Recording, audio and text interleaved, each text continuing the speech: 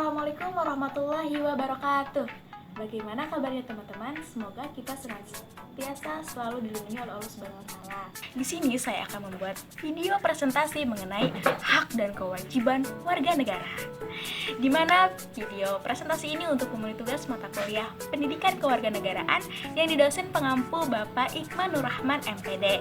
Bagaimana kelanjutannya? Teman-teman terus saksikan video ini. Untuk selanjutnya, berikut ada penjelasan mengenai hak dan kewajiban warga negara. Terus saksikan video ini ya. Berbicara mengenai hak dan kewajiban, itu tidak luput pada sejarah zaman dahulu, di mana para raja telah menyuruh rakyatnya untuk mematuhi perintahnya tanpa memikirkan mengenai haknya.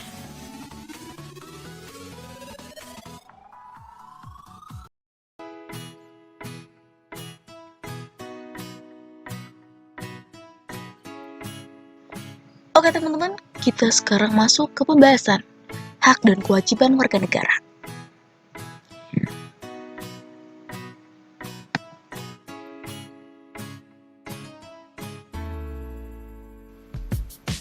Untuk bagian yang pertama adalah konsep dan urgensi hak dan kewajiban warga negara. Di mana pada zaman dahulu, dalam tradisi budaya Indonesia, tatkala wilayah Nusantara ini diperintah oleh raja-raja, kita lebih mengenal yang namanya konsep kewajiban dibandingkan konsep hak. Kemudian, konsep kewajiban selalu menjadi landasan aksiologis dalam hubungan rakyat dan penguasa. Rakyat wajib patuh kepada perintah rajanya. Keadaan yang sama berlangsung pada masa penjajahan di Nusantara, baik pada masa penjajahan Belanda yang demikian lama maupun masa pendudukan Jepang yang relatif singkat. Horizon kehidupan politik daerah jajahan mendorong aspek kewajiban sebagai postulat ide dalam praksis kehidupan politik, ekonomi, dan sosial budaya. Namun dengan seiringnya waktu, rakyat Indonesia pun melakukan pemberontakan menuntut hak, baik itu secara baik maupun menggunakan kekerasan. Lalu, apa itu hak dan kewajiban? Hak adalah kuasa untuk menerima atau melakukan sesuatu yang semestinya diterima atau dilakukan oleh pihak tertentu dan tidak dapat oleh pihak lain manapun juga yang pada prinsipnya dapat dituntut secara paksa olehnya. Kemudian, ada wajib. Yang wajib adalah beban untuk memberikan sesuatu yang semestinya dibiarkan atau diberikan oleh pihak tertentu, tidak dapat oleh pihak lain manapun yang pada prinsipnya dapat dituntut secara paksa oleh yang berkepentingan. Kewajiban dengan demikian merupakan sesuatu yang harus dilakukan. Ini menurut Noto Nagoro 1975 atau 1975.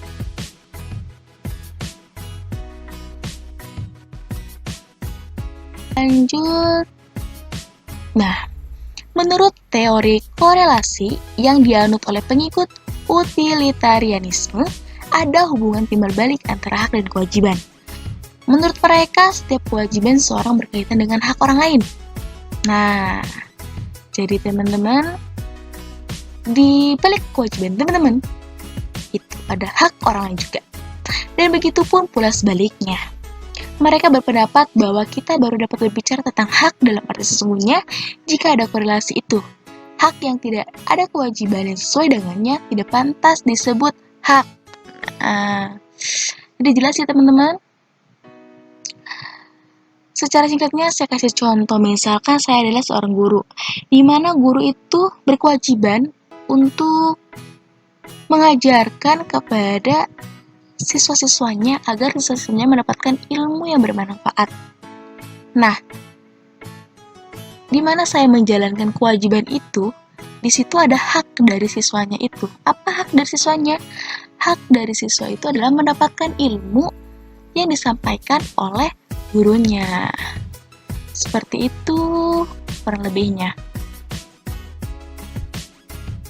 Nah, hal ini sejalan dengan filsafat kebebasan Mill 1996 yang menyatakan bahwa lahirnya hak asasi manusia dilandasi dua hak yang paling fundamental, yaitu hak persamaan dan hak kebebasan. Hak kebebasan seseorang menurutnya tidak boleh dipergunakan untuk memanipulasi hak orang lain demi kepentingannya sendiri. Kebebasan menurut Mill secara ontologis substansial bukanlah perbuatan bebas atas dasar kemauan sendiri, bukan pula perbuatan bebas tanpa kontrol, namun perbuatan bebas yang diarahkan menuju sikap positif, tidak mengganggu dan merugikan orang lain. Next. Oke, ini ada contoh kewajiban warga negara terpenting saat ini adalah kewajiban membayar pajak. Pasal 23A Undang-Undang Dasar 1945. Nah, di mana pada era sekarang ini tidak sedikit orang yang sulit untuk membayar pajak. Mereka enggan, malas untuk yang namanya menjalankan kewajibannya sebagai warga negara.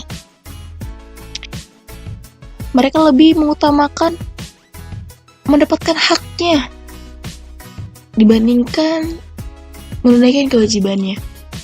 Padahal ini harusnya antara hak dan kewajiban itu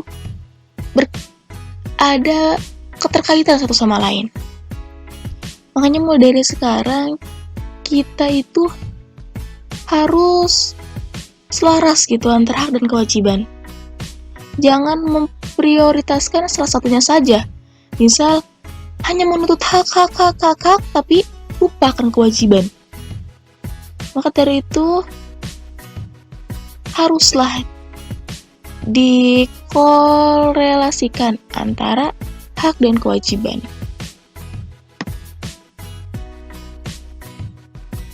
Untuk selanjutnya, kita ke poin yang kedua. Menggali sumber historis, sosiologis, politik tentang hak dan kewajiban warga negara. Kita ke sumber historis. Di mana secara historis, perjuangan menegakkan hak asasi manusia terjadi di dunia barat, Eropa, adalah John Locke, seorang filsuf Inggris pada abad ke-17, yang pertama kali merumuskan adanya hak alamiah yang melekat pada setiap diri manusia, yaitu hak atas hidup, hak kebebasan, dan hak milik.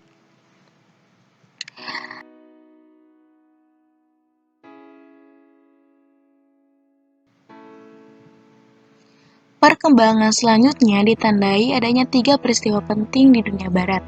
Yang pertama ada Magna Carta, yang kedua ada Revolusi Amerika, dan yang ketiga ada Revolusi Prancis.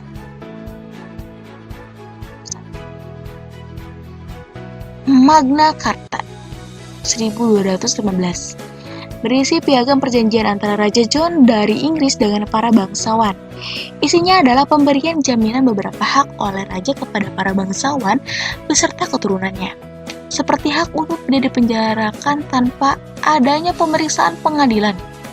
Jaminan itu diberikan sebagai balasan atas bantuan biaya pemerintahan yang telah diberikan oleh para bangsawan. Sejak saat itu, jaminan hak tersebut berkembang dan menjadi bagian dari sistem konstitusional Inggris. Yang kedua ada Revolusi Amerika 1276. Perang kemerdekaan rakyat Amerika Serikat melawan penjajahan Inggris disebut Revolusi Amerika, di mana ada deklarasi kemerdekaan Amerika Serikat menjadi negara merdeka pada tanggal 4 Juli 1776 merupakan hasil dari revolusi ini. Dan yang ketiga ada Revolusi Prancis 1789. Revolusi Prancis adalah bentuk perlawanan rakyat Prancis kepada rajanya sendiri, Louis XVI, yang telah bertindak sewenang-wenang dan absolut. Wah, ininya berperilaku sewenang-wenang nih kepada rakyatnya. Sungguh terlalu. Declaration des droits de l'homme et du citoyen, pernyataan hak-hak manusia dan warga negara. Mohon maaf ya pala-palanya jika salah. Maklum, lidahnya lidah Indonesia. Ini dihasilkan oleh Revolusi Prancis. Pernyataan ini memuat 3 hal. Ada hak atas kebebasan, kesamaan, dan persaudaraan.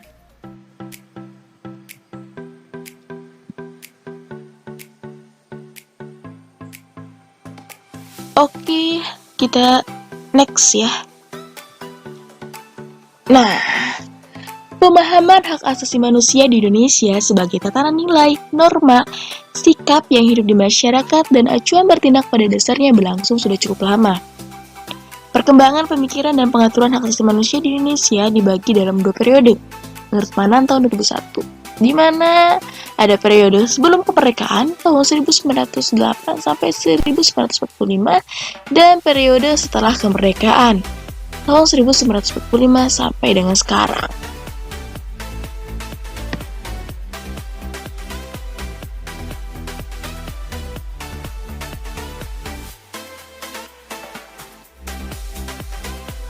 Masih lanjutan ya teman-teman.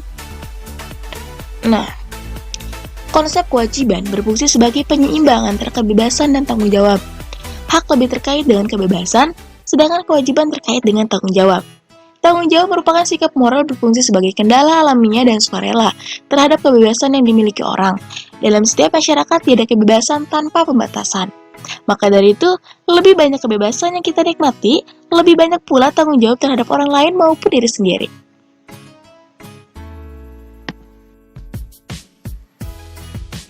Kita ke sumber sosiologis.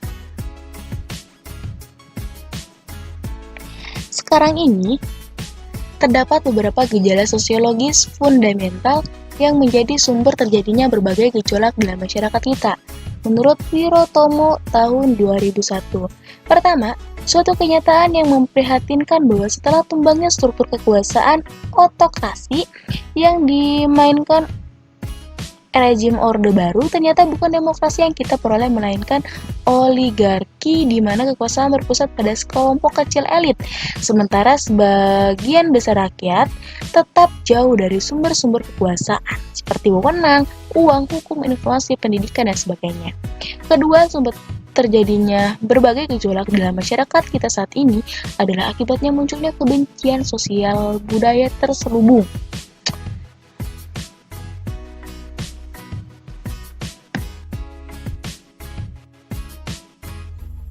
Untuk selanjutnya ada sumber politik,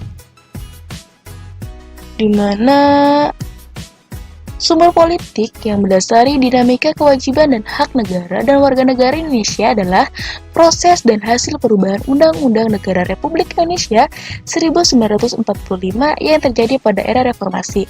Pada awal era reformasi, pertengahan 1958. Muncul berbagai tuntutan reformasi di masyarakat. Tuntutan tersebut disampaikan oleh berbagai komponen bangsa, terutama oleh mahasiswa dan pemuda.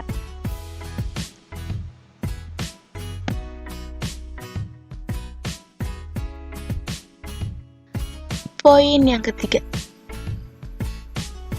membangun argumen tentang dinamika dan tantangan hak dan kewajiban warga negara. Yang pertama, aturan dasar Ihwal Pendidikan dan Kebudayaan serta Ilmu Pengetahuan dan Teknologi. Yang kedua, ada aturan dasar Ihwal Perekonomian Nasional dan Kesejahteraan Sosial. Yang ketiga, ada aturan dasar Ihwal Usaha Pertahanan dan Keamanan Negara. Dan yang keempat, ada aturan dasar Ihwal Hak dan Kewajiban Asasi Manusia.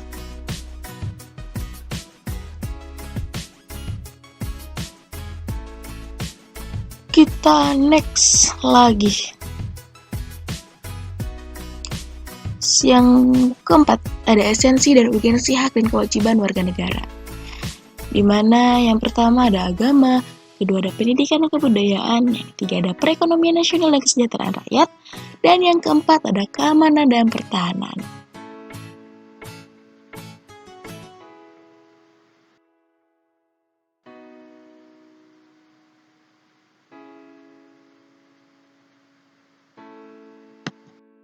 Itulah tadi penjelasan mengenai hak dan kewajiban warga negara.